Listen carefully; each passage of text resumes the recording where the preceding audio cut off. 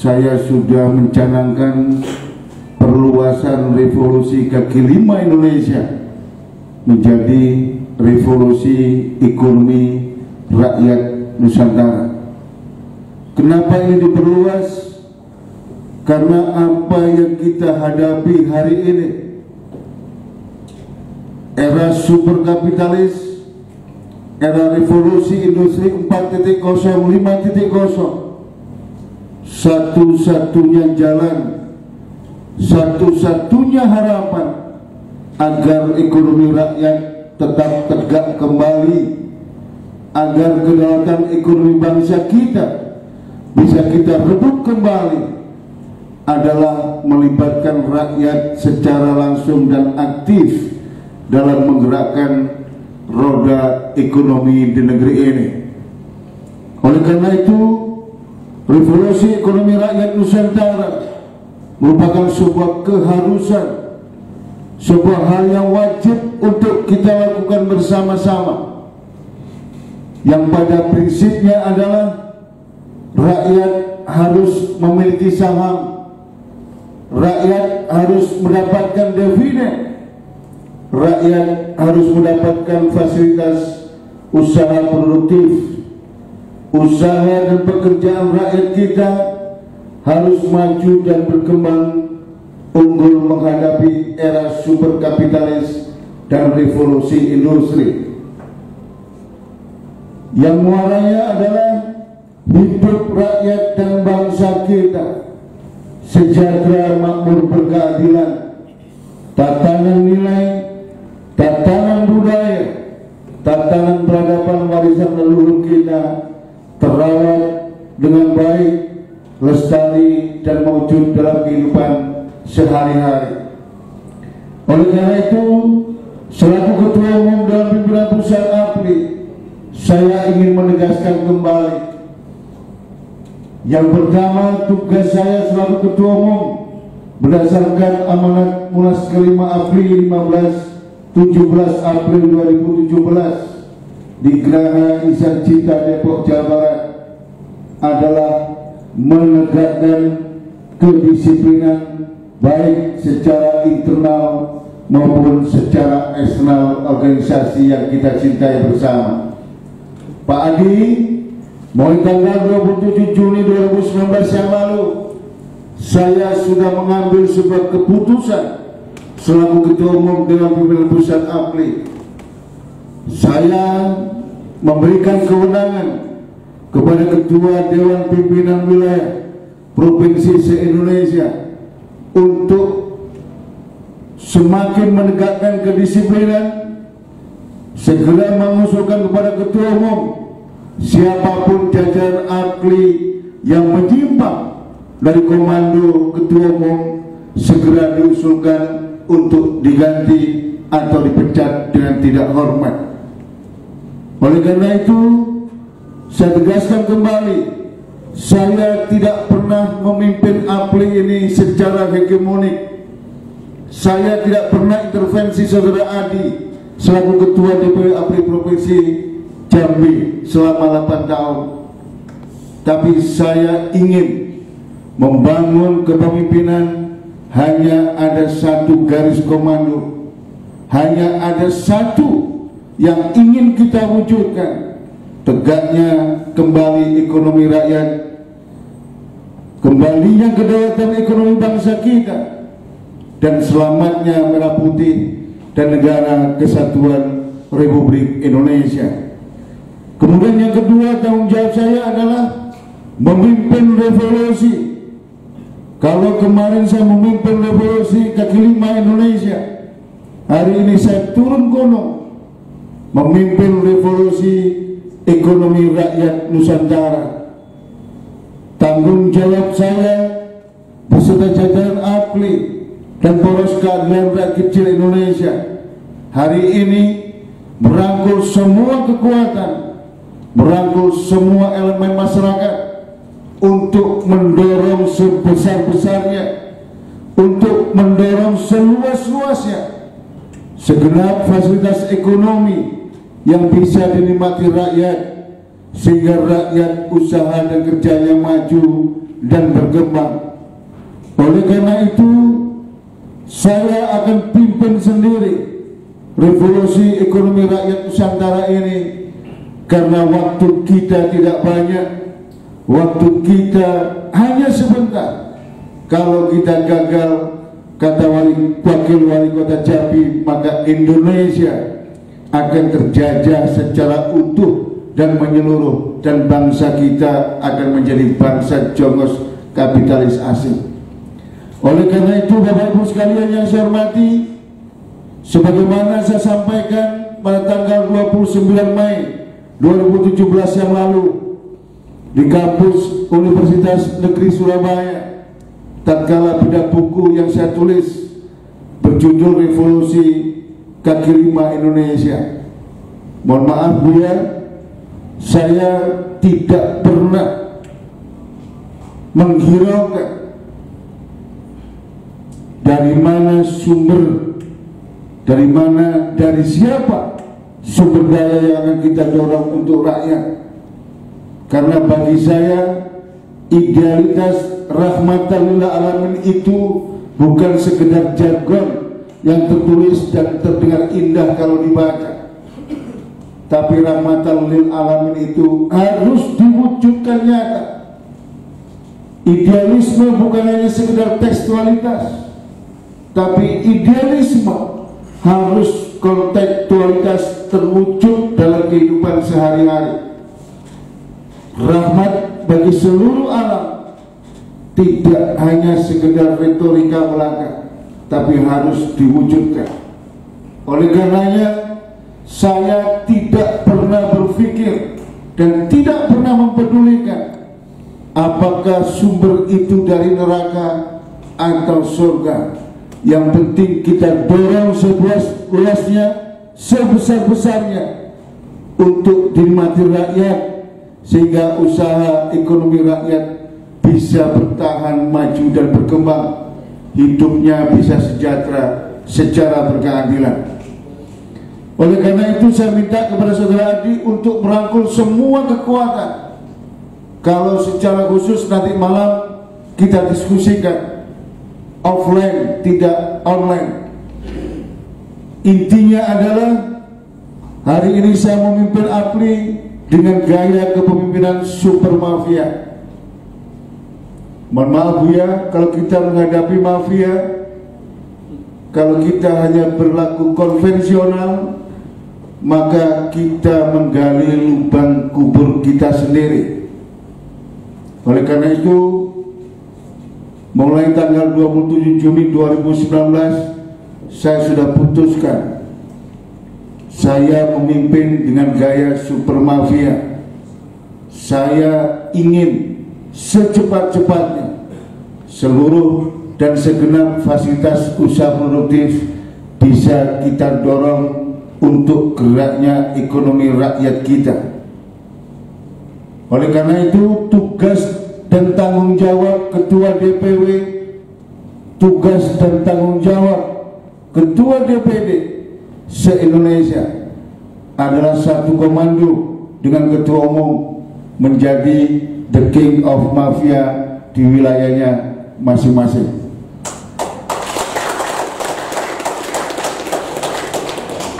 Ini pertama kali saya sampaikan di kota Jambi, Bapak Ibu sekalian. Saya kemarin di Bangil tanggal 22 September, tanggal 29 September di Keraton Sumedang Larang, di Gedung Negara Prabu Geusan Kulon. Kemarin saya di Jawa Tengah, tapi belum saya sampaikan. Kenapa ini harus kita lakukan? Tapi itu ada syaratnya Bapak Ibu sekalian. Syarat the king mafia untuk rahmatan lil alamin adalah sosok yang zuhud, sosok yang hatinya murni, hatinya bersih dan suci, dan sosok yang tidak pernah berpikir untuk dirinya sendiri, untuk keluarganya atau untuk golongannya, tapi setiap detak nafas dan jantungnya setiap saat 24 jam hanyalah untuk menaburkan kemanfaatan bagi masyarakat dan alam semesta beserta isinya. Bapak Ibu sekalian yang saya hormati, saya ingin menukil pengalaman masa lalu yang dialami oleh Rasulullah Muhammad SAW. Muhammad hijrah disambut dengan riang gembira oleh masyarakat Madinah. Padahal saat itu mayoritas masyarakat Madinah adalah Kristiani, Yahudi, ahli kitab, kafir, dan hanya sebagian kecil yang sudah menjadi Muslim. Pertanyaan yang tidak pernah bisa dijawab oleh siapapun, dan alhamdulillah saya bersyukur ketika saya harus berdoa di Gua Hira Desember 2018 yang lalu, saya mendapatkan jawaban kenapa Muhammad bisa disambut dengan riang gembira oleh masyarakat Madinah pada saat hijrah. Bahkan masyarakat Madinah pasang badan, siapapun kafir Quraisy Mekah yang hadir di Madinah akan dibunuh. Apakah karena Muhammad sebagai Nabi dan Rasul? Jawabannya bukan. Apakah Muhammad memiliki sejarah khusus dengan orang Madinah? Muhammad lahir di Mekah. Jawabannya adalah seluruh harta benda Muhammad sejak remaja hingga jadi Nabi dan Rasul diperuntukkan untuk memutar ekonomi rakyat seluruh kota Madinah. Yang ingin saya sampaikan adalah kita punya tanggung jawab sebagai seorang pemimpin. Perut rakyat yang dipimpin tidak boleh lapar dan kosong. Pekerjaan dan usaha rakyat yang kita pimpin harus maju dan berkembang. Hidup rakyat yang kita pimpin harus sejahtera secara berkeadilan. Atas landasan itulah Bapak Ibu sekalian, Nabi besar kita baginda Rasulullah SAW menghasilkan karya terbesar dan terhebat di dunia hingga abad ke-21, yaitu Piagam Madinah. Piagam Madinah itu lahir karena Muhammad bisa diterima semua golongan, semua agama, semua etnis, semua bangsa di Madinah. Kuncinya hanya satu Bapak Ibu sekalian, yaitu menggerakkan ekonomi rakyat Madinah. Bapak Ibu sekalian yang saya hormati, ini yang saya harap di kota Jambi, di seluruh kabupaten kota, di seluruh Jambi, di seluruh Sumatera, dan seluruh tanah air. Ekonomi rakyat harus kita dampingi dari hulu hingga hilir. Oleh karena itu, revolusi ekonomi rakyat Nusantara akan selalu kita dampingi untuk turun gunung. Kita dampingi rakyat dari hulu hingga hilir. Kemudian yang kedua, pada tanggal 6 Maret 2019 yang lalu sudah saya sampaikan di Batanghari Jambi, ketika ada Expo Batanghari Jambi tahun 2019. Tugas kita yang kedua adalah membangun jejaring laba-laba ekonomi rakyat sebagaimana makna secara mendasar Muhammad dan Abu Bakar di Gua Sur yang dilindungi oleh jejaring laba-laba. Saudara-saudara sekalian, umat Islam dan umat di seluruh dunia memahami itu hanya sekedar kejaisan Tuhan. Segera bisa melakukan perubahan Gua Sur seakan-akan sekian puluh tahun tidak dihuni manusia. Makna mendasar dari Gua Sur ini adalah untuk mewujudkan rahmatan lil alamin, untuk mewujudkan masyarakat yang adil dan makmur, untuk mewujudkan sebuah bangsa negara yang aman, damai, sentosa, kuncinya adalah jaring laba-laba ekonomi rakyat harus kita perkuat dan kita perkokoh. Dan ini sudah diterapkan oleh kelompok Yahudi dan teman-teman kita dari Tionghoa. Kita yang memiliki, mereka yang menikmati. Karena kita tidak pernah sadar, karena kita selalu terlena dengan adanya perkembangan dan kemajuan tata kehidupan yang ada hari ini. Bapak Ibu sekalian yang saya hormati, singkat cerita, Kumrega itu adalah membangkitkan kesadaran kita, membangkitkan semangat kita untuk menuju yang lebih baik. Kalau kemarin sebagai pengurus APLI hobinya hanya bergandengan tangan, bermesraan dengan pemerintah yang sifatnya rutinitas. Saya bukan anti pemerintah, Bapak Ibu sekalian, tapi perintah amanat Munas kelima, sinergi dengan pemerintah, sinergi dengan pengusaha, itu sebagai rutinitas, hal yang sangat standar. Laksana sholat 5 waktu 17 rakaat sehari. Namun Munas kelima memberikan amanat untuk melakukan sebuah revolusi kaki lima Indonesia.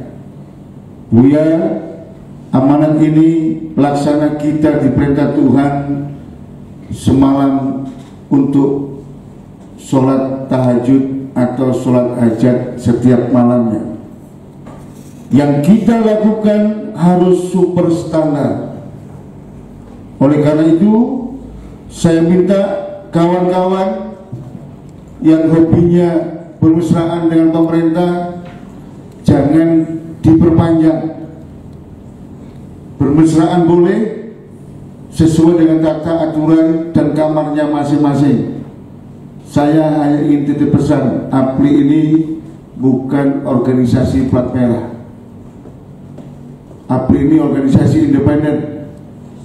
Tugas tanggung jawab kalian jauh lebih besar, jauh lebih bermanfaat bagi rakyat sesuai dengan tata peraturan yang berlaku di negara kesatuan Republik Indonesia.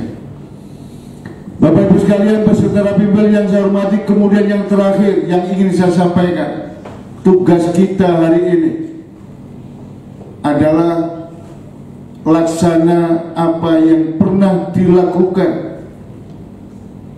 oleh salah satu wali Songo, Kanjeng Sunan Kalijaga. Mendapatkan sesuatu yang sebesar-besarnya, seluas-luasnya untuk kepentingan dan demi rakyat bisa makan dan hidup sejahtera. Oleh karena itu, apa yang hari ini kita miliki, sebagaimana tadi Saudara Dr. Maulana, Wakil Wali Kota, memberikan sebuah tawaran yang sangat bagus untuk APLI Kota Jambi, saya minta segera dieksekusi. Namun tetap pada koridor based on economic, based on business, dan based on profesional.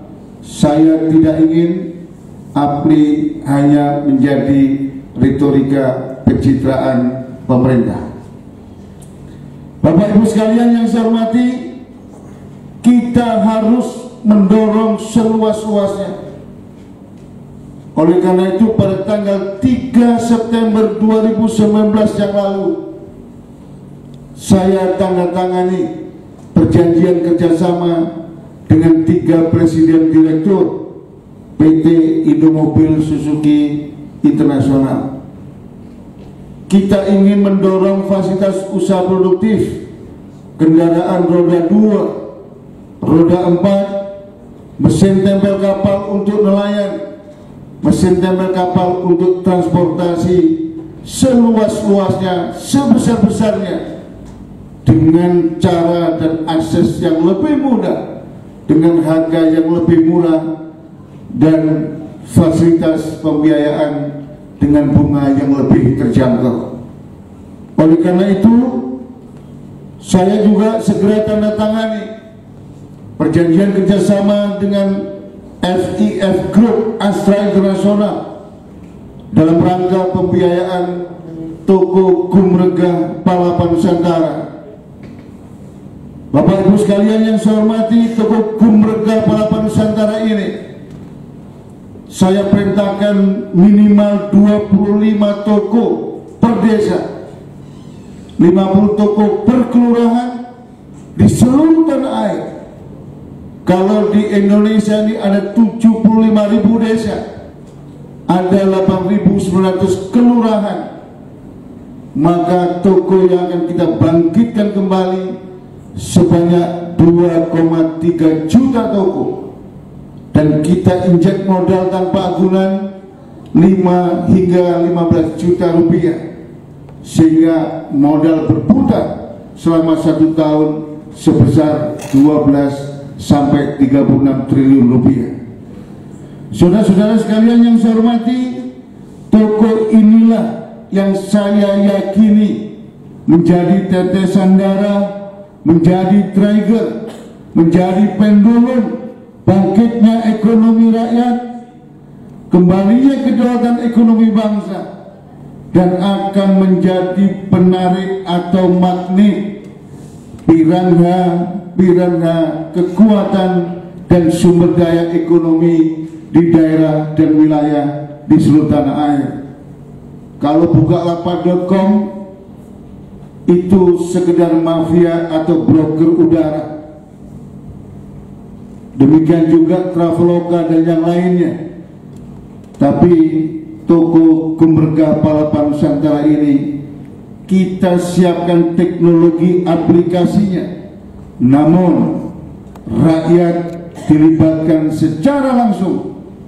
Rakyat kita dampingi dari hulu sampai hilir.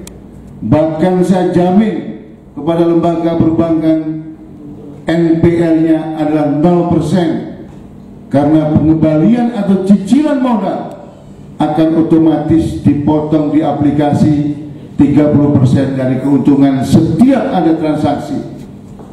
Oleh karena itu saya minta kepada saudara Adi untuk segera mengidentifikasi toko-toko yang ada di kampung-kampung yang dulu noko karena didesak oleh retail modern tutup, dibangkitkan kembali.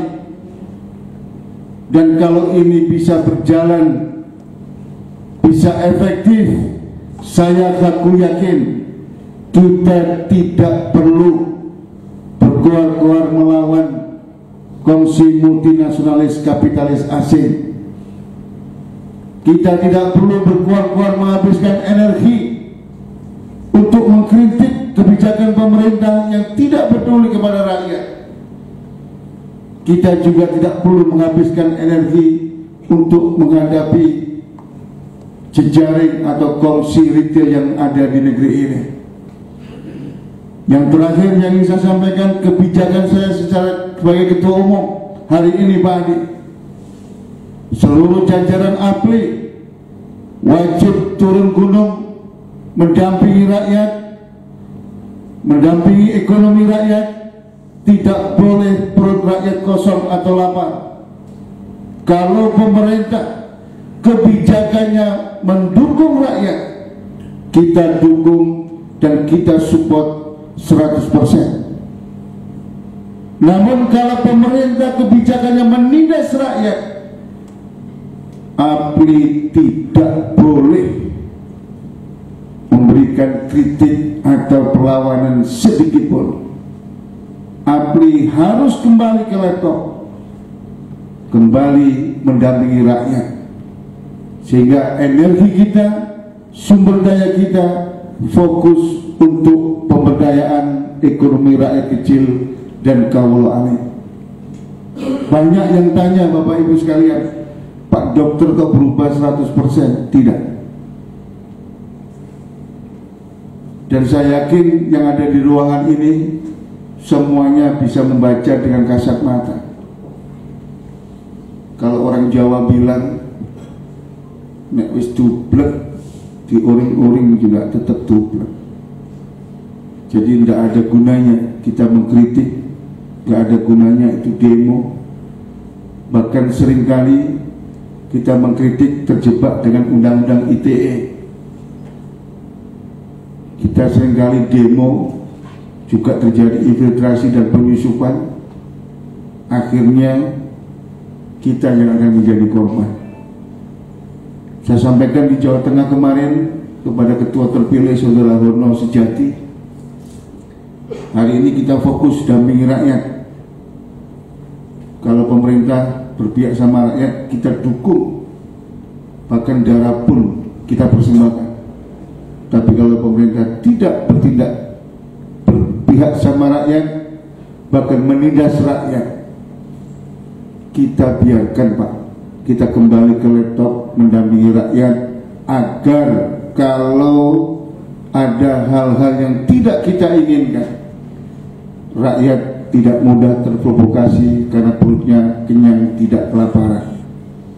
Itulah yang bisa saya sampaikan, dan ingin saya pertegas bahwa penganugerahan Satria Gumregah Nusantara kepada Saudara Dr. Maulana MKM itu sangat subjektif, bukan karena dia adik kelas saya sekarang jadi wakil wali kota, bukan. Ada saksinya Saudara Adi. Saya mendarat dari Semarang jam 8.20, saya telepon kepada beliau bahwa hati saya ingin memberikan anugerah Satria Gumregah Nusantara kepada Saudara Maulana.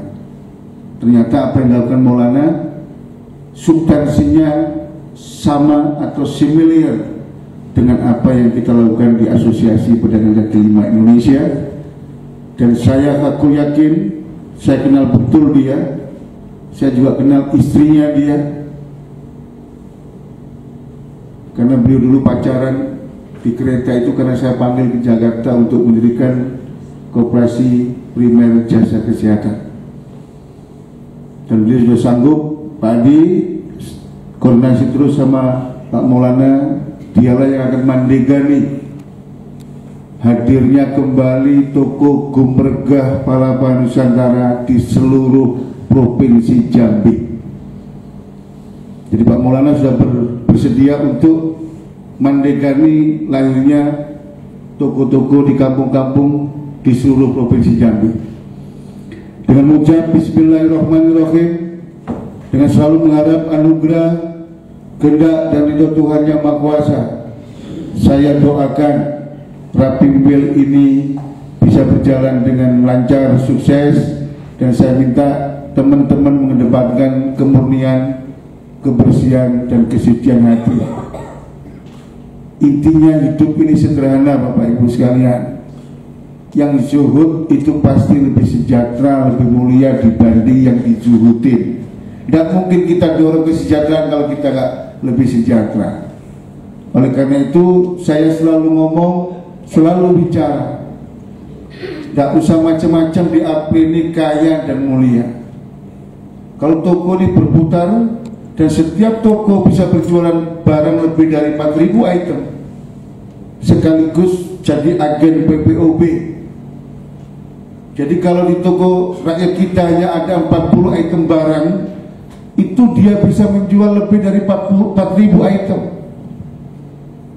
Misalkan Pak Adi mau membelikan baju muslim termahal bagi putrinya mau nikah, harga 2,5 juta, nggak ada di kedai toko rakyat kita, tapi di aplikasi teknologi Gumregah itu ada, dan langsung keuntungannya masuk ke rekening pemilik toko. 30% disisihkan by system untuk pencicilan. Semuanya transparan, profesional, based on ekonomi dan bisnis.